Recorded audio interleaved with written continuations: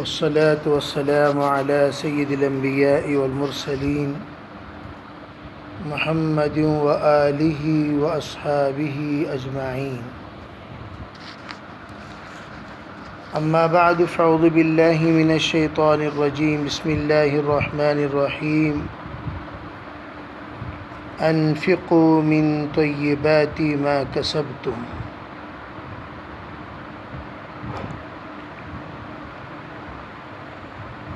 محترم معزز بھائیوں، بزرگوں، عزیز خواتین، اس آیت میں جو سورہ بقرہ کی 267ویں آیت ہے، جس میں اللہ جل جلالہ امن والہ یہ حکم دے رہے ہیں، تم خرچ کرو ان پاک کمائی میں سے جو تم نے کمائی ہے۔ یہ آیت اس بات کی طرف اشارہ ہے، کمائی دو طرح کی ہوتی ہے، ایک ہے خبیث، ایک ہے طیب۔ جیسے خبیث کمائی ہمارے بینک میں آنے والی انٹرسٹ، یہ خبیث کمائی ہے جس کو سود کہا جاتا ہے۔ عام طور پر امت کا ایک طبقہ وہ ہے، جب ان سے خرچ کرو کہا جائے گا وہ سود کا پیسہ خرچ کریں گے، سود کے پیسوں سے چاول لیں گے، سود کے پیسوں سے دال لیں گے، اور سود کے پیسوں سے تیل خریدیں گے اور غریبوں میں تقسیم کریں گے۔ تو یہ خبیث پیسہ ہے، اور خبیث پیسہ بغیر ثواب کی نیت سے دینے کا حکم ہے، اس لیے کہ آپ اگر ثواب کی نیت کریں تو گنہگار ہو جائیں گے، ثواب تو ملے گا نہیں، الٹا گناہ لازم آئے گا۔ اسی لیے پرانے زمانے کے فقہا کا یہ حکم تھا کہ جو بھی خبیث پیسہ ہے لے جا کر سمندر میں پھینک دیا کرو، سود کا پیسہ ہے سمندر میں پھینک دو۔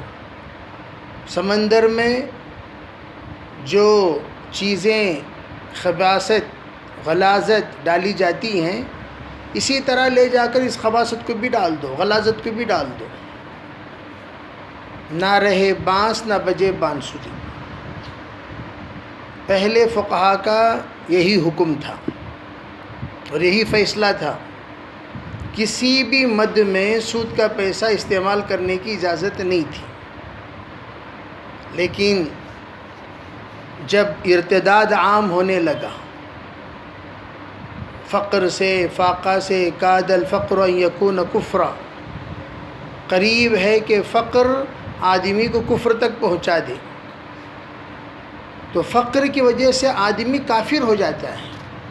غربت اتنی سخت چیز ہے جس سے آپ علیہ الصلاۃ والسلام پناہ مانگی کہ غربت کی وجہ سے آدمی کبھی کافر ہو جاتا ہے، ایمان بیچ دیتا ہے۔ اللہ تعالیٰ سب کی حفاظت فرمائے، الامان الحفیظ۔ تو وہ پناہ مانگنے کی چیز ہے، یا اللہ ایسی غربت سے حفاظت فرما جو ایمان کو کھا لے۔ اسی لیے آپ علیہ السلام نے غربت کی فضیلت بیان کی، انظر الی من تحتک ولا تنظر الی من فوقک، اپنے سے کم والوں کو دیکھا کرو، شکریہ کا مادہ پیدا ہوگا۔ جب آدمی پیدل چل رہا ہے تو وہ اگر گاڑی والے کو دیکھے گا تو ناشکرا بنے گا۔ پیدل والے سے یہ کہا گیا کہ تم اس آدمی کو دیکھا کرو جس کا پیر ہی نہیں ہے۔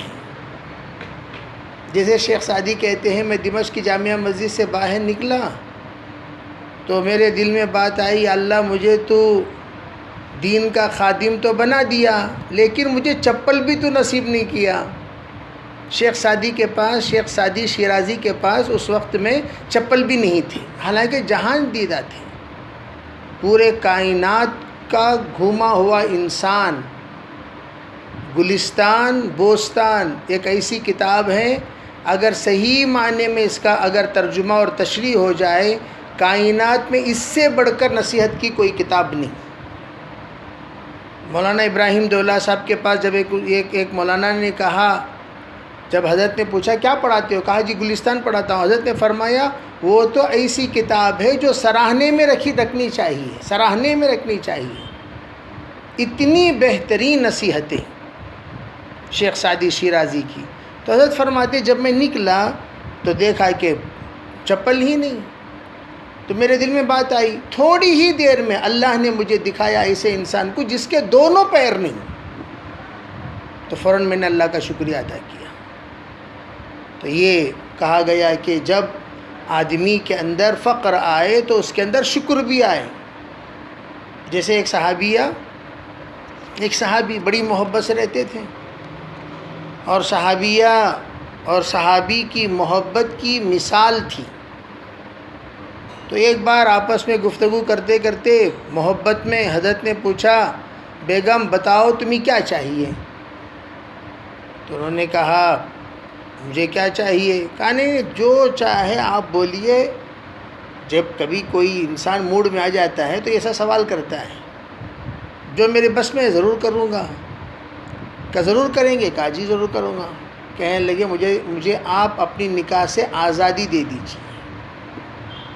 یا حیران ہو گئے، بھئی ہم محبت اور پیار میں مثالی مانے جاتے ہیں اور یہ مانگ رہی ہے طلاق.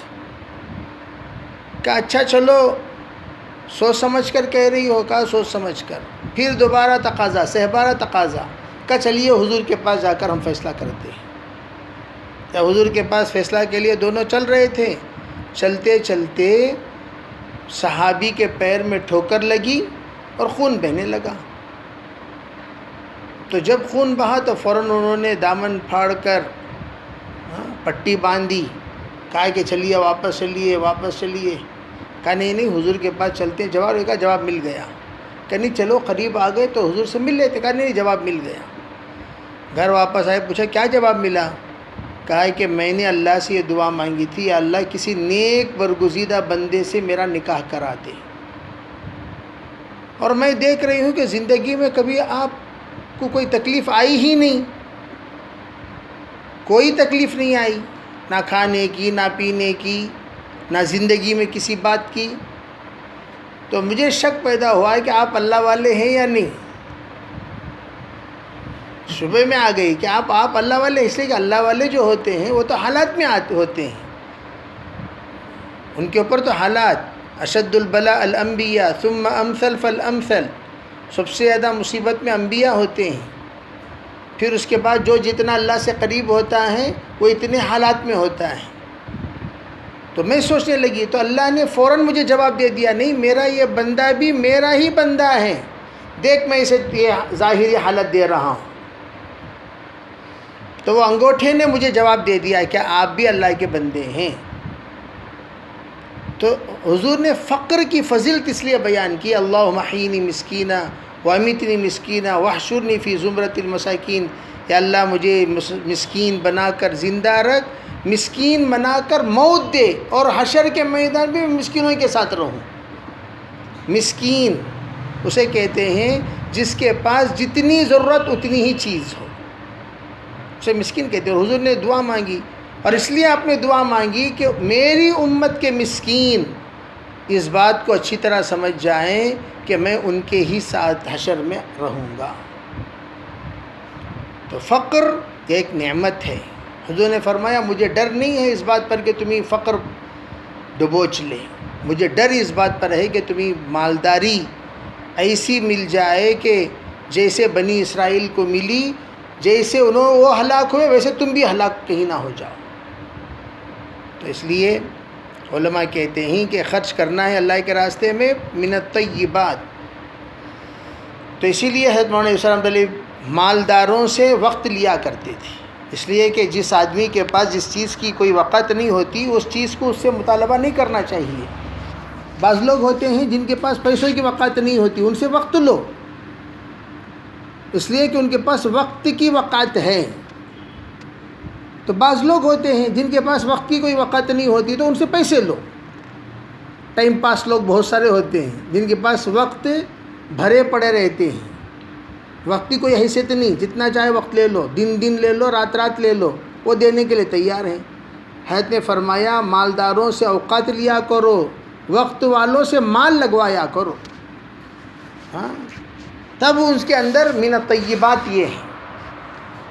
تو یہ من الطیبات حکم دیا اللہ تعالیٰ نے، اسی لیے فرمایا کہ 7 چیزیں وہ ہیں جو صدقے کو آگے بڑھاتی ہیں اور صدقے کو بڑھاتی چلی جاتی ہے۔ اس میں سے پہلی چیز حلال مال خرچ کرنا، اخراجها من حلال، صدقہ دینا تو حلال سے دینا۔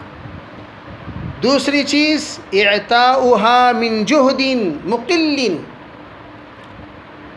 محنت کی کمائی سے دینا، محنت کی کمائی سے دینا۔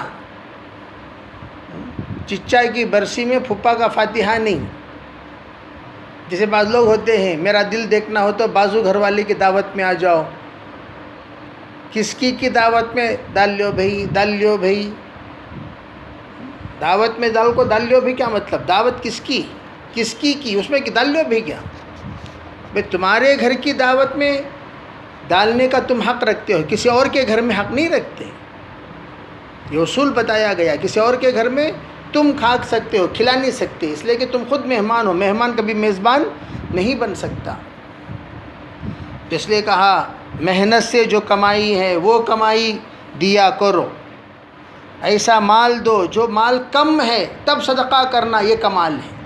مال زیادہ ہے تب صدقہ کرنا کمال نہیں۔ تیسری چیز کیا ہے؟ فرمایا تعجیلها مخافت الفوت، جو ہی صدقے کا ارادہ دل کے اندر آ جائے فوراً دے دینا چاہیے، اس ڈر سے کہیں ایسا نہ ہو کہ صدقے کا ارادہ دل سے نکل جائے۔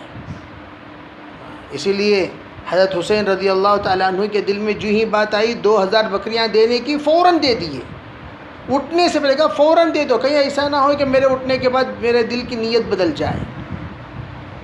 تو اس لیے اکابر کہتے ہیں فوراً دے دینا چاہیے، دل کے اندر بات آتے ہی دے دو۔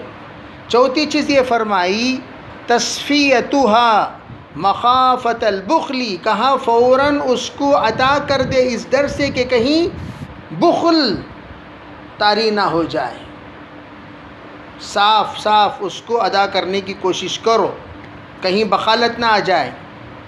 یعنی کیا مطلب؟ اچھے مال سے دیا کرو، یعطیها من احسن اموالی، بہترین مال سے دیا کرو۔ اور پانچویں چیز کیا ہے؟ فرمایا یعطیها فی السر مخافت الریا، جب دو تو بند مٹھی میں، حتی لا تعلم شمالہ ما تنفق یمینہ۔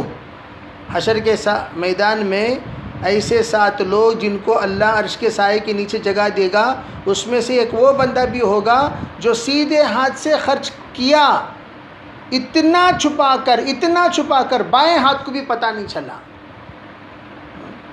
آج کل لوگ نیکی کرتے ہیں، فوٹو پکڑواتے ہیں، نیکی کر واٹس ایپ میں ڈال، نیکی کر نیٹ میں ڈال، نیکی کرتے ہیں تو فوراً۔ اب ریا کی تو اتنی انتہا ہو گئی، نماز میں بھی لوگ تصویر پکڑواتے ہیں، طواف میں بھی تصویر پکڑواتے ہیں، سلام میں تصویر پکڑواتے ہیں۔ اب ان کا حج اور ان کے عمرہ اور ان کی نمازیں کہاں سے قبول ہوں گی؟ ایک سجدہ کر رہا ہے زندگی میں، ایک سجدہ، وہ سجدے میں بھی 100 تصویریں، تاکہ لوگوں کو پتہ چلے کہ بھئی اس نے بھی سجدہ کیا ہے زندگی میں کبھی۔ تو اس لیے علماء کہتے ہیں کہ ریا سے ڈرو۔ اور چھٹی چیز کیا ہے؟ فرمایا احسان جتلانے سے دور رہو، بعد المن عنہا مخافت ابطال الاجر، اتنا دور رہو کہیں ایسا نہ ہو کہ تم احسان جتلاؤ اور اجر تمہارے نیکیاں تمہارے اعمال نامہ سے نکل جائیں۔ دینے کے بعد کبھی دوبارہ احسان نہیں جتلانا چاہیے۔ ایک بار احسان کر دیا کسی پر، میں تمہارے ساتھ ایسا کریا تھا نا، میں تم نے ایسا کریا تھا نا، میں تم نے ایسا کریا تھا نا، یاد ہے کیا تم نے میں چائے پلایا تھا یہ ایک بار چائے پلا کو 100 بار بول کو دکھاتا، چائے پلایا سو ایک بار بول کو دکھاتا 100 بار۔ اسے کہتے ہیں مالدار فقیر۔ مالدار ایک صاحب تھے، وہ فون میں ہمیشہ بسکٹ، کیا قصہ؟ نہیں مہمان نہ کوئی بسکٹ نہ کھا رہی، چائے ڈال لو بھی، چائے ڈال لو بھی، کیا قصہ کیا قصہ؟ نہیں مہمان آ چائے پی لے کوئی. وہ گھر میں کون بھی نہیں رہتے تھے. وہ چپکت بھی ریا کہ میں بھی ایک سخی ہوں، میں بھی ایک داتا ہوں، سب کچھ دیتا ہوں. دماغوں میں سے 7ویں چیز یوں فرمایا کہ کف الاذی عن صاحبها مخافۃ الاثم، ہم دینے کے بعد ان کو تکلیف نہیں دینا. حضرت مولانا ابو حنیفہ رحمۃ اللہ امام اعظم فرمایا کرتے ہیں کہ اگر تم کسی کو قرض دو تو قرض دار کے گھر کے سائے کے نیچے بھی مت کھڑا کرو، اس لیے کہ وہ بھی سود ہے. تو اس کا مطلب کیا؟ تم نے پیسہ قرض دیا ہے، سایہ قرض میں نہیں دیا کہ سائے میں کھڑے ہونا گویا فائدہ اٹھانا گویا احسان جتلانا. میں تم نے قرض دیا نا، اس واسطے میں حق رکھتا ہوں تمہارے سائے میں کھڑے ہونے کا، میں حق رکھتا ہوں تمہارے پنکھوں میں ہوا کھانے کا، میں حق رکھتا ہوں تمہارے اوپر احسان جتلانے کا، میں حق رکھتا ہوں تمہارے گھر میں چائے پینے کا. یہ بھی سود ہے. اگر کوئی قرض دینے کے بعد جس کو قرض دیا اس کے گھر میں جا کر کھانا کھا رہا ہے وہ بھی سود ہے. اس لیے امام صاحب رحمۃ اللہ علیہ فرمایا کرتے تھے کہ جس کو تم قرض دو اس کے گھر کے سائے کے نیچے بھی مت کھڑا کرو. اللہ تعالی ہمیں عمل کی توفیق عطا فرمائے. سود سے اللہ ہم میں سریے کی حفاظت فرمائے. وآخر دعوانا الحمدللہ.